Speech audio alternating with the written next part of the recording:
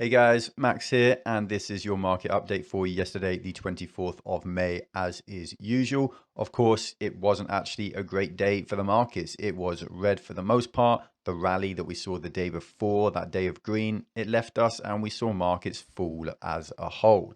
Just how poor was it then? Well, it wasn't awful, but tech in particular did do quite badly. As you can see, Amazon was down 3%. Tesla has been getting absolutely hammered so far. I think they've lost about $500 billion worth of their value over recent weeks.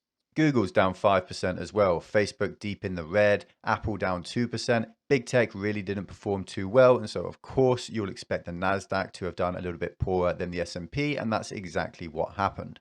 The SPY fell by 0.8% for the day. The Nasdaq was down a fair bit more at 2.2%, while the Dow Jones was actually positive for the day, bucking that trend a little bit. Why was that the case? Well, because old world industries just performed okay. Consumer defensives, for instance, are mostly green. Real estate was mostly green.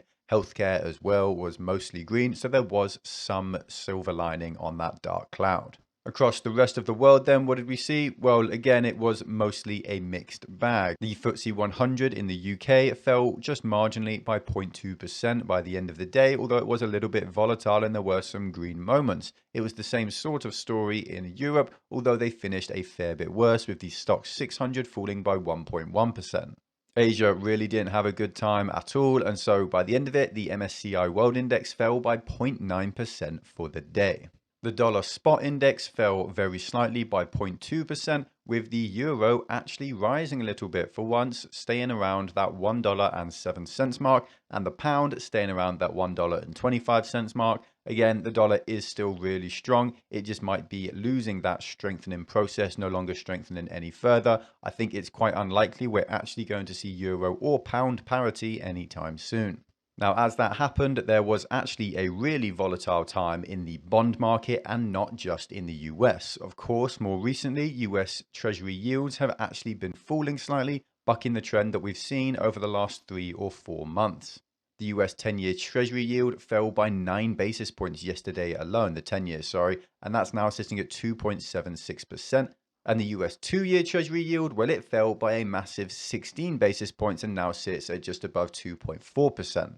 In Germany and Britain, our 10-year yields fell by 8 and 5 basis points respectively. So as a whole, there were lots of inflows into the bond markets, into the fixed income asset markets, as just a route to safety. People are getting a little bit too afraid of risk on assets, and so yields are falling as prices rise, which usually would be entirely expected. The only problem is that there are other things going on at play here, like the Federal Reserve and soon to be other central banks like the European Central Bank, selling off their fixed income assets.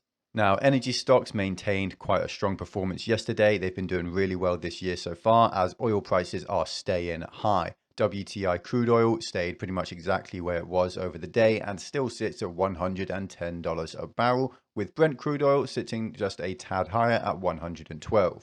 Finally then, for our traditional financial markets, what happened in the gold area? Well, prices rose by almost 1%, about 0.9%, and currently gold is sitting at $1,870 an ounce, returning back to that $1,900 mark, again for the same reason that bond yields are falling. People are routing from risk on assets and trying to find any kind of safe haven, as almost all assets have been falling. What happened in the crypto market then? Well, most tokens or coins or protocols moved in their own directions based on their own in and outflows. There wasn't really one consolidated movement. As you can see, Bitcoin rose very slightly, but is still under $30,000. Ethereum fell very slightly and is just under $2,000, both pretty much where they were yesterday. There were an awful lot of altcoins that actually posted decent gains. Binance, for example, up 3%. ADA was up, DOT was up, Crow was up, but then there were plenty that fell as well, like Dogecoin, Sheep, and Uniswap. Basically, we just saw the crypto markets function as healthy markets, moving independently of each other based on their own small pieces of news. There was no one major trigger, major news story that took hold of the entire market, which actually is what we should want to see.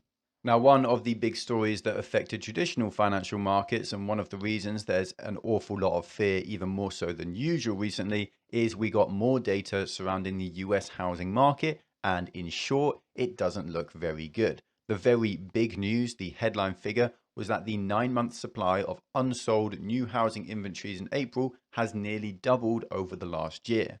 This is such a large increase that this is equivalent to 2 standard deviations of movement. In short, if you don't know what that means, it means that this is very volatile and it isn't normal market conditions. This isn't just a healthy change in the supply of homes, it's a drastic change that really shouldn't happen too often at all.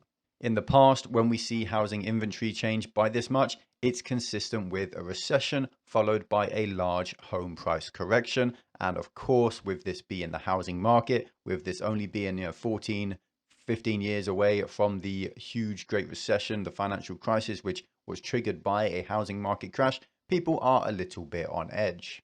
Sales of newly built homes have now sunk to the lowest rate since the start of COVID. The median home price is extremely high, far, far higher than it used to be, about 20% higher than it used to be. And with interest rates rising, that's not a good thing.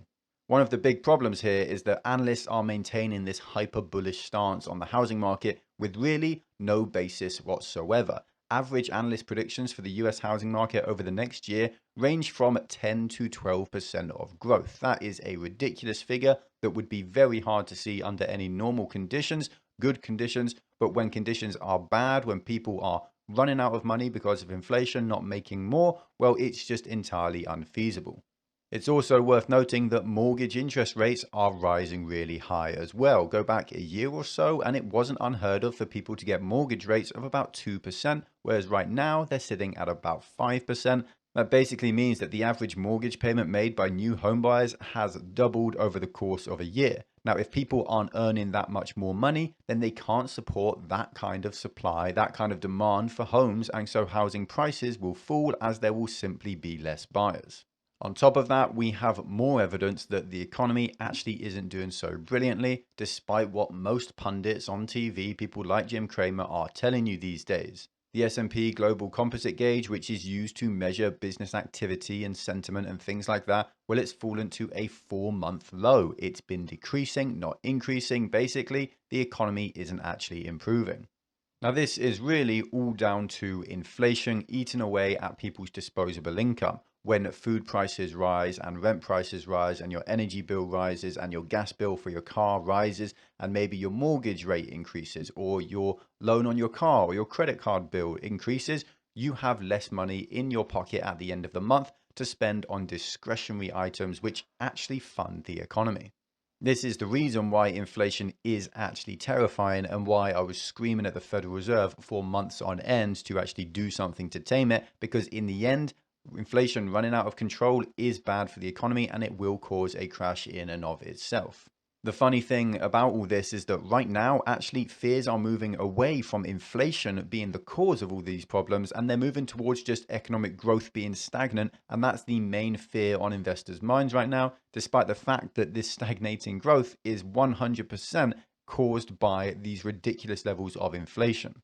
There is almost no talk of a soft landing anymore. No one's bothering to talk about it because it seems so obvious that it just isn't going to happen. When consumer staples like Target, Walmart, and Costco are all giving out warnings that they're not going to make nearly as much money as they had planned, things are looking bad.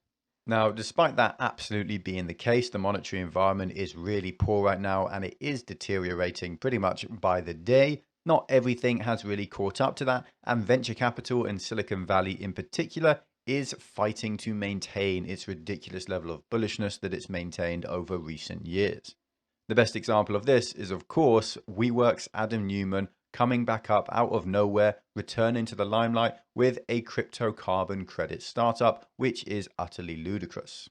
Now, for those of you who don't know, Adam Neumann founded and ran a company called WeWork, which was basically just shared office space. You give them $300-400 a month and they allow you to hot desk in one of their offices. The problem is that he marketed it as a tech company when it wasn't. It was just a real estate subletting company, but he completely managed to encapsulate the hearts and minds of Silicon Valley and get billion-dollar investors like Masayoshi Son to invest in him and give him billions of dollars to play with. It was all basically a giant fraud. He left the company in disgrace. He had to be bought out because he owned part of it, sadly. But he was not flying high after this absolute failure. It was supposed to go public at a ridiculous valuation of something like $50 billion. And right now, in private markets, it's probably worth something like 3 or 4. He also has some really weird business practices. He used to work out in his office, get all sweaty, and then stay in his sweaty clothes until the rest of the day, forcing people to stand around him in his stench. He bought private jets for the company that it couldn't afford. He also bought personal property in his own name and then would lease it back to the company at extortionate rates, making himself personally wealthy at the expense of the company that he had a fiduciary duty to support.